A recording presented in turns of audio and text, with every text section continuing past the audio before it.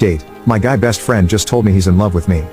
2 days before my wedding. My husband. I love being able to say that now. And I got back from our honeymoon yesterday. So that night, my fiancé got home from his brother's. I let him sit down and then I showed him the text. He read it and I watched his eyes get bigger and his expression gets angrier. Of course, I started apologizing like an idiot and he told me I didn't owe him an apology for anything. We talked and he told me he figured the guy had a crush, but kept it respectful. And really, he had. We were close, but beyond a side hug during greetings and goodbyes, there was no physicality. I even let him read out past messages just to see that there was no emotional affair or me leading him on. I never even vented about my fiancé when we would have arguments because I knew better than to do that. I'd talk to my mom, instead. So my fiancé asked me what I wanted to do, and I said that while it did sadden me, I didn't want him at our wedding. I was afraid that he would try some nonsense. We typed up a very brief message. It said, Mike Coxhart, I'm sorry that you mistook my friendship for something more. The wedding is going to happen, and it'd be best if you didn't attend. To be clear, I let my fiancé read this message and he stands